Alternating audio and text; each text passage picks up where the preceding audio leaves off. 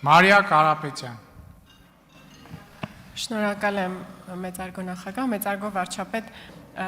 իհարկե Իսրայելը ու Սինգապուրը երկրներ են, որոնք եւս խնդիրներ ունեն։ Մեր ընդդիմության խնդիրը այն է, որ նրանք ազգային հարցերում մեջբերում են մշտապես Իսրայելին, բայց խնդիր չեն տեսնում նրա մեջ, որ Հայաստանում եղել են եւ կան հոգեվորականներ, որոնք բազմազավակ են։ Տնտեսական հարցերում մեջբերում են Սինգապուրը, բայց իրենց երբ հնարավորություն է ընձեռվել կառավարել Հայաստանը, ստեղծել են բարերար օլիգարխներ։ Այդ խնդիրները նրանք չեն տեսնում, անընդմեջ խոստանում են այդ երևելի երկրների ծրագրերը, որոնք բնականաբար երկրներ են, որոնք իրենք էլ խնդիրներ ունեն։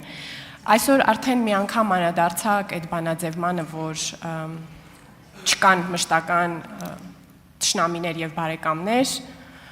այլ կան միջազգային հարաբերություններ։ Ուզում եմ ձեզ խնդրել, որպեսզի ձեր եւս մի միտք այստեղ մի քիչ ավելի բացեք, հետեւյալը մոտավոր եմ վերարտադրում, որ միջազգային հարաբերություններում երկրները միմյանց ուղերձներ տալիս են եւ ուղերձներ ստանում են եւ լինել ինքնիշխան միջազգային հարաբերություններում երկիր նշանակում է հենց սա եւ պետք չէ դիվոտել ամեն անգամ, երբ Բաքվից մեզ մի որևէ բան են ասում կամ Մոսկվայից մեզ մի որևէ բան են ասում, առավել եւս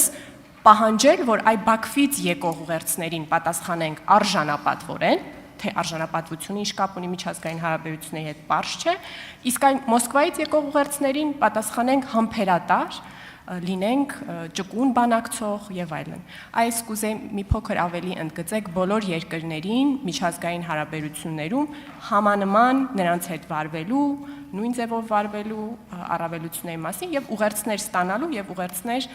տալու, այլ ոչ թե ինչպես մեկ այլ առիթով ասել եք, քննարկման 3-րդ րոպեից աթոռները հանել եւ միմյանց գլխին տալու ոճով։ Շնորհակալ եմ։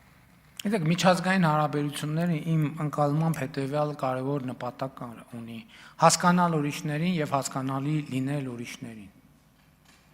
Այս մեծագույն խնդիրն է, օրինակ, որովհետեւ երբ որ այս ճանապարհով գնում ես, շատ հարցեր ինքնըստինքյան կամ լուծվում են, կամ էլ դրանց լուծման ուղիներ են ի հայտ գալիս այն պայմաններում, երբ թվում է թե անհնար է այդ հարցերի լուծումը։ Շատ բարձ լավ ինչ, որովհետև քաղաքական հայտարարությունների տակ թաքնված են մտահոգություններ, թաքնված են ընկալումներ, թաքնված են նախապաշարումներ, թաքնված են այո նաև ծրագրեր, գուցե ագրեսիվ ծրագրեր, պետք է հասկանալ դա, նաև դրա պատճառահետևանքային կապերը։ Եվ ի վերջո խաղաղություն հաստատվել է եւ կայունություն հաստատվել է այն բանից հետո, երբ որ մենք գնացել ենք այս ճանապարհով։ Իսկ ինչու են նրանք նման բան հայտարարում։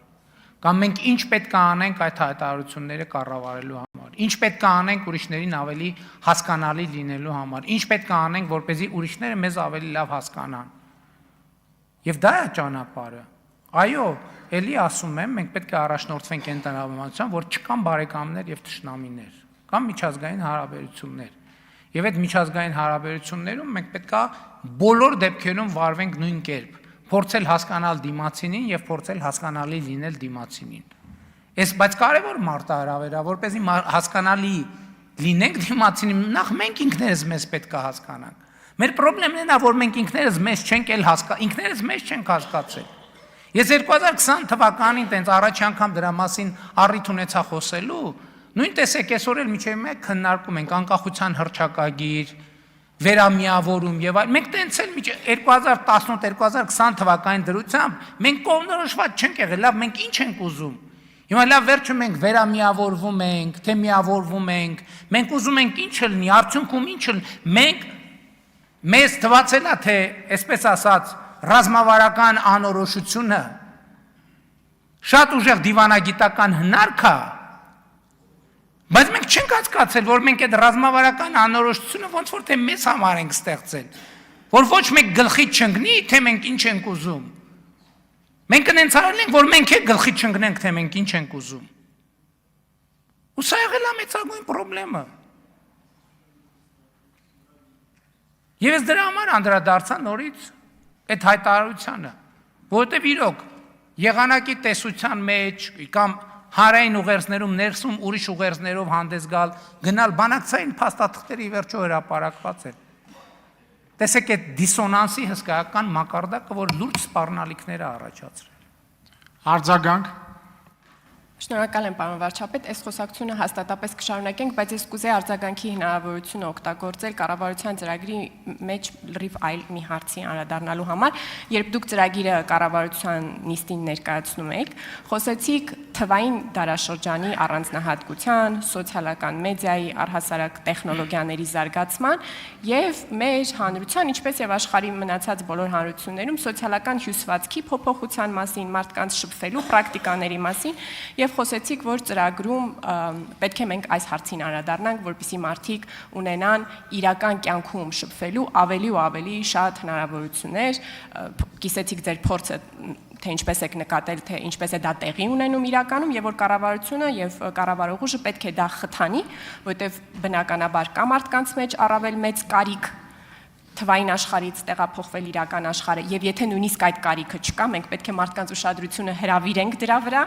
որ իհարկե տեխնոլոգիաներ, բայց կա մարդկային ռեալ շփման անհրաժեշտությունը, որի համար մեր հանրությունը պետք է ունենա տարածքներ ու հնարավորություններ։ Կուզեի սրա մասին մի քիչ էլ խոսել։ Այո, շատ կարևոր բան է, ես համոզված եմ, որ մեր սոցիալական կապերը եւ դա ընդ որում մեր լավագույն ազգային ավանդույթները ուժեղացնելու նպատակ ունի, մարդկային շփումները պետքա ուժեղացնենք եւ այո, դրա համար պետքա պետական բյուջեից միջոցներ ծախսենք, որպեսզի մարդկանց հնարավորություն տանք բաներից դուրս սոցիալական ցանցերից շփման հարթակները մեծանան։ Այսօր մենք ի վերջո գալու է մի պահ, որ ավելի բարձր արձանագրելու ենք մի խնդիր։ Այսօր երեխաները խոսելու ընդունակության հետ կապված ավելի ու ավելի նկատելի խնդիրներ են ունենում այն պատճառով, որ ամբողջ օրը հեռախոսների մեջ են։ Իսկ ով է ասել, որ շփման մեծահասակների կոմունիկացիան չի տուժում նրանից, որ ամբողջ օրը սոցիալական ցանցերում ենք։ Հա մենք չենք մոռանում խոսալ, բայց կարող է մենք մոռանում ենք շփվել։ Ոնց է մարդը նորմալ շփվում ուրիշ մարդու հետ։ Եվ սա լրջագույն խնդիրներ են, որոնց հետ մենք պետք է առնչվենք։ Հավանիր տեսանյութը եւ բաժանորդագրվիչ նորությունները բաց չթողնելու համար։